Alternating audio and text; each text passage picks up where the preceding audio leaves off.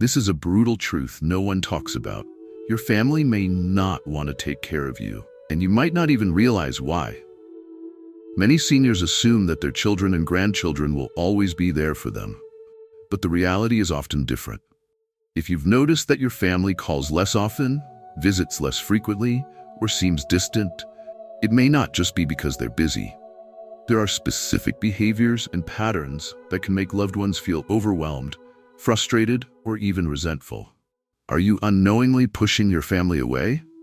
Are you making mistakes that cause them to treat you like a burden instead of someone they cherish? In this video, we'll reveal 6 hidden reasons why your family may be secretly avoiding you, and more importantly, what you can do to repair these relationships before it's too late. Don't let these mistakes ruin your most valuable connections. Watch until the end to learn how small changes can help you rebuild love, respect, and closeness with your family. One of the biggest reasons your family may be avoiding you is constant complaining. While it's natural to share frustrations or discuss challenges, when negativity becomes the main theme of your conversations, it can drain the energy of those around you. Over time, even the most patient family members may start to limit their interactions, shorten phone calls, or visit less often. Many seniors don't even realize how often they complain. It might start with talking about aches and pains, frustrations with the world, or disappointment in how things have changed. While these feelings are valid, if every conversation revolves around problems, it can create a negative atmosphere that others don't want to be around. Negativity doesn't just push people away, it also affects your own health. Studies show that chronic complaining increases stress, raises blood pressure, and weakens the immune system. The brain actually reinforces negative thought patterns when complaints become a habit, making it harder to find joy in everyday life. So how can you change this pattern and make your family want to spend more time with you? The first step is becoming aware of how often you complain. Pay attention to your conversations. Do you focus more on what's wrong than what's right? If so, try shifting the balance. Instead of leading with problems, start conversations with something positive, a memory, a question about their life, or something you're grateful for. Another powerful habit is practicing gratitude. Even in difficult times, there are always things to be thankful for. Every day, remind yourself of 3 things that bring you happiness, whether it's a small act of kindness, a good meal, or simply waking up to another day. The more you focus on the good, the more positive your presence will become. Lastly, listen more than you talk. Ask your children or grandchildren about their lives, dreams, and challenges. People enjoy being around those who show genuine interest in them. The more engaged and uplifting you are in conversations, the more your family will look forward to spending time with you. Negativity is contagious, but so is positivity. When you bring warmth, humor, and encouragement into your interactions, your family will naturally be drawn to you instead of avoiding you. Do you think negativity affects relationships? Let's discuss in the comments. One of the fastest ways to create emotional distance between you and your family is by trying to control everything. While it often comes from a place of love and concern, constantly giving unsolicited advice, questioning their decisions, or expecting them to do things your way can lead to frustration and resentment. Your children and grandchildren want to feel respected and trusted to live their own lives. If they feel like every interaction turns into a lesson, correction, or reminder of what they should be doing, they may start limiting how often they call or visit. Many parents and grandparents don't even realize they're being controlling. It can come in the form of subtle criticism, repeated reminders, or persistent advice. Saying things like, "You should really do it this way," or "I don't understand why you don't just," may seem like harmless suggestions, but to them, it can feel like you don't trust them to make their own decisions. Another way this shows up is guilt tripping. Saying things like, "You never call me anymore," or "I guess I'm not that important to you," might seem like expressing your feelings, but to your family, it feels like pressure and emotional manipulation.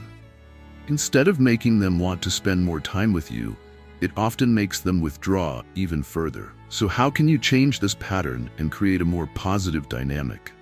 The key is letting go of control while still showing love and support.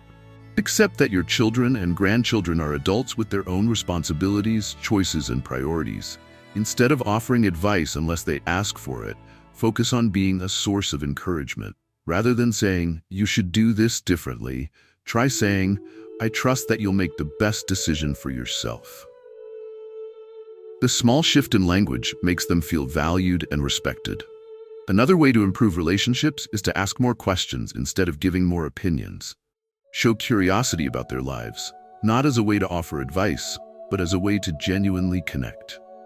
Ask about their jobs, hobbies, children, and dreams. When they feel heard and appreciated, they will naturally want to include you in their lives more. Lastly, respect their boundaries. If they say they're busy, don't take it personally. If they don't follow the path you wanted for them, support them anyway. The more they feel like they can be themselves around you, without judgment, criticism, or control, the closer they will want to be. Letting go doesn't mean losing your influence. It means gaining stronger, more respectful relationships with the people you love. If you're enjoying this video and want more insights on how to strengthen relationships and build deeper connections with your loved ones, don't forget to like this video and hit the subscribe button. It really helps support the channel, and you'll never miss our future tips on staying emotionally connected with your family.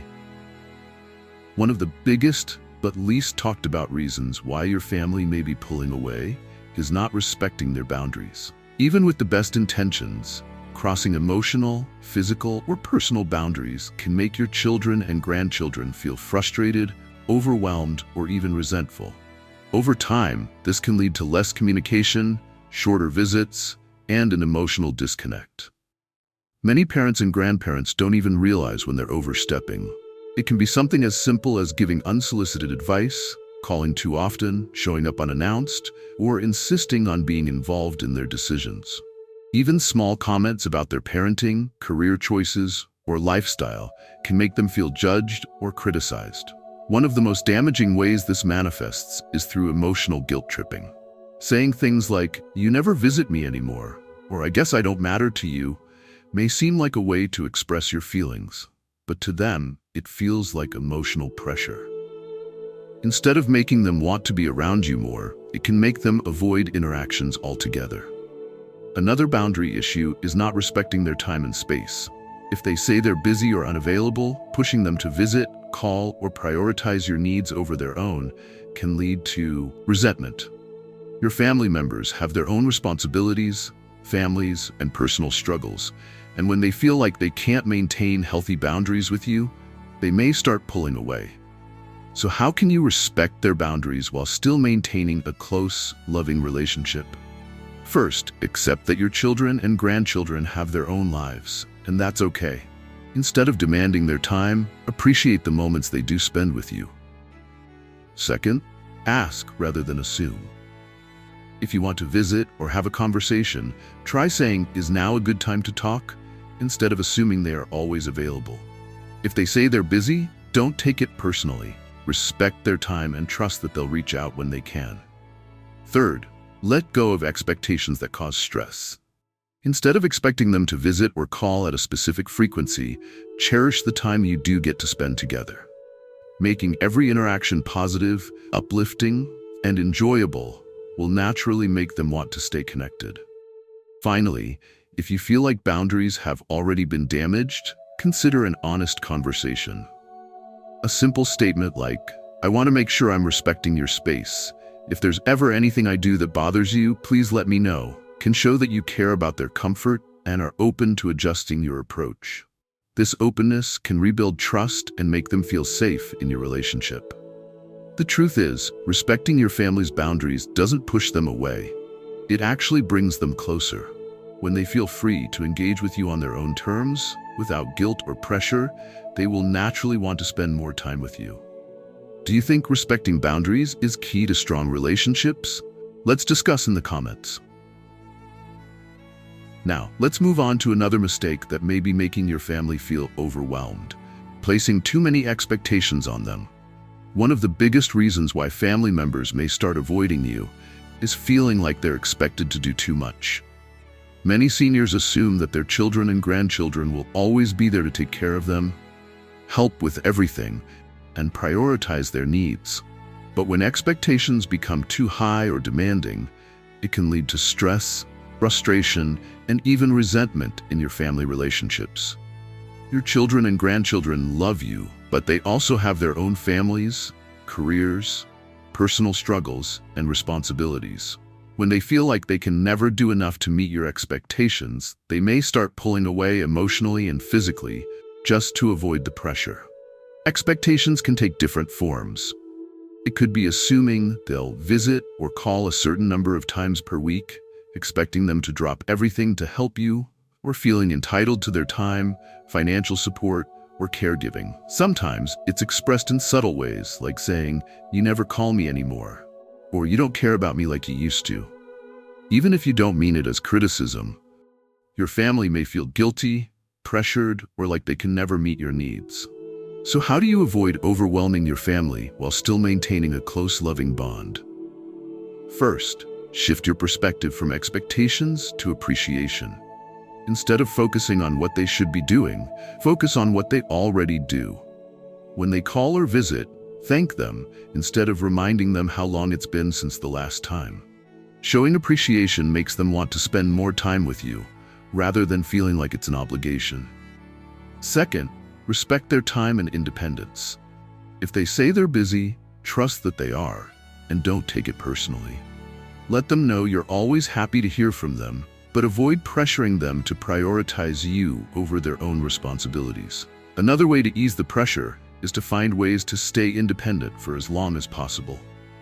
If you need help, try exploring additional support options like community resources, hiring assistance for small tasks, or finding local senior groups.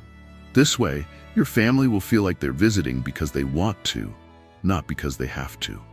Finally, create moments of joy and connection instead of expectation. When you do spend time together, make it enjoyable, but free of complaints or guilt.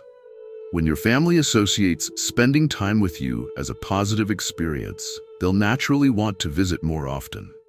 Healthy relationships are built on mutual love and respect, not obligation.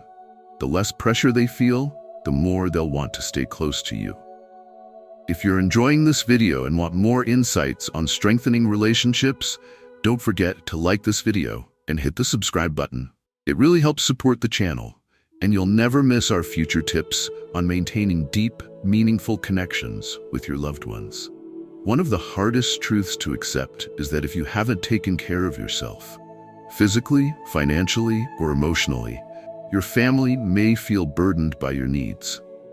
While your children and grandchildren may love you deeply, they also have their own responsibilities, families, and struggles. If they feel like they are expected to take on too much, they may start distancing themselves, not out of lack of love, but out of exhaustion. Many seniors unintentionally place a heavy emotional and financial weight on their families by not preparing for the realities of aging. Ignoring health issues, refusing to accept help, or neglecting financial planning can create stress and conflict that strains relationships. Your family may worry about how to provide for your care, how to handle unexpected medical expenses, or how to balance their own lives while supporting you. So how can you ease this burden and give your family the freedom to love and support you without feeling overwhelmed? First, prioritize your health. Staying active, eating well, and keeping up with medical checkups aren't just for you. They also help your family by reducing the likelihood that they'll have to provide constant care. If you take steps to stay independent for as long as possible, your family will feel less pressure to become your caregivers. Second, take control of your finances. If you haven't already, create a financial plan for your future, including potential healthcare costs, living arrangements, and emergency savings. If your children sense that you don't have a plan, they may start worrying about how they'll afford to support you, leading to stress and resentment. If you're unsure about where to start, consider speaking with a financial advisor or looking into community resources that can help. Another crucial step is having open conversations about the future. Many families avoid talking about caregiving, housing, and end-of-life planning because it's uncomfortable. But waiting until a crisis happens only makes things harder. Instead of leaving difficult decisions to your family when they're stressed, take charge now and express your wishes. Whether it's discussing your living situation, medical preferences, or financial plans, having a clear strategy will ease your family's concerns. Lastly, maintain a sense of independence. While your family wants to help, they also want to see you thrive on your own terms. Staying socially connected, exploring new hobbies, and finding ways to contribute to your community will make you feel more fulfilled and less reliant on your children for emotional support.